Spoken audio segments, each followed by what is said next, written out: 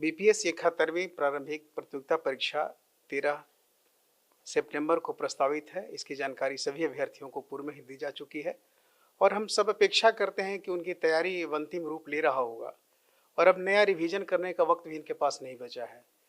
पहली बात ये मैं बता देता हूँ कि तैयारी एक नियमित एक प्रक्रिया, एक प्रोसेस है। फॉर्म भरने के बाद अगर कोई तैयारी करने चले हैं तो उनके लिए समय बहुत कम होता है, इसीलिए कोई भी परीक्षा की तैयारी करते हैं तो इसका फॉर्म भरने का डेट का प्रतीक्षा बिल्कुल नहीं करना चाहिए। आप लगातार लगे रहिए।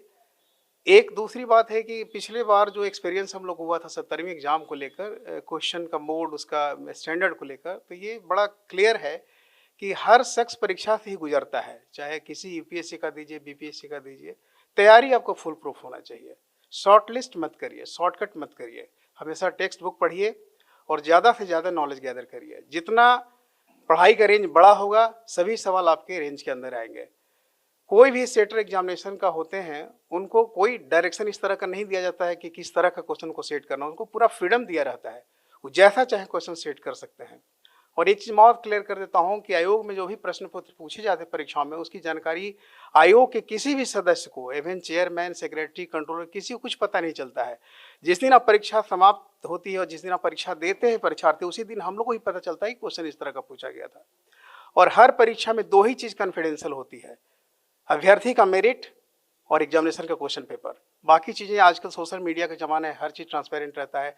परीक्षा की क्या व्यवस्था की गई है, परीक्षा की प्रणाली क्या रहेगी, परीक्षा कैसे आयोग ले रहा है, कहाँ सेंटर होगा, किस स्कूल में सेंटर जाएगा, कौन सा लड़का कहाँ जाएगा, ये सब पूरी जानकारी आपको पूर्व में ही सब दी जाती रही है। तो इसीलिए मैं इतना ही कहना चाहता हूँ कि अगर आप लोगों ने तैयारी ठीक से किया होगा तो निश्चित सफलता मिलेगी, मेरी शुभकामना भी है। और मैं बार बार कहता रहता हूँ कि पढ़ाई का रेंज हमेशा बड़ा रखिए। कोई भी प्रश्न पत्र ऐसा नहीं आता है कि जो आपके रेंज के अंदर नहीं होगा। जब पढ़ाई का रेंज बड़ा होगा तो ऑटोमेटिकली पता चला कि क्वेश्चन पेपर कहाँ से टीचर ने डिराइव किया है।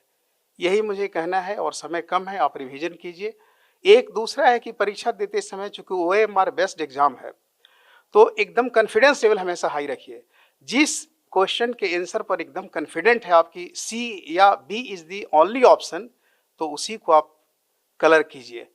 जरा सा कंफ्यूजन की स्थिति में दूसरे तीसरे ऑप्शन को टच भी कर देंगे तो इतना सेंसिटिव होता है मार्किंग पैटर्न करने वाली सिस्टम कि मल्टीपल चॉइस रीड कर लेगा और वो आपको करेक्ट आंसर भी 0 हो जाएगा। तो इसका ध्यान रखें कि कंफ्यूजन मत रहिए। क्वेश्चन पर मिले तो पैनिक मत होइए, पूरे सवाल को ठीक से पढ़िए और उसको समझ के ही जवाब दीजिए। जब आपका कॉन्फिडेंस रहे कि सी या डी ही सही आंसर है, कॉन्फिडेंस लेवल इतना हाई होना चाहिए कि आप तय कर सकते हैं कि इस सवाल का यही जवाब होगा। तो मैं शुभकामना ही देता हूं आज छात्रों को इस अवसर पर कि अब 13 तारीख आने में देर है नहीं, लगातार आपने पढ़ाई की होगी, तो मेरी शुभकामना है। और आयोग की तरफ से आप सबके उज्जवल भविष्य की कामना करता हूं।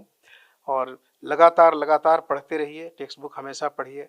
और ऐसे भी कहा गया है कि सफलता की गारंटी स्टूडेंट खुद लेता है।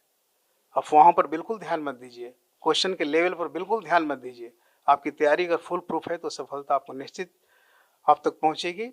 और ऐसे भी कहा जाता है कि सिर्फ सफलता की कहानी लिखी जाती है, प्रयास की कोई कहानी नहीं होती। तो अगर आप मेरिटोरियस हैं तो आपका रिजल्ट निश्चित होगा। बहुत बहुत धन्यवाद, आप सबका बहुत आभार।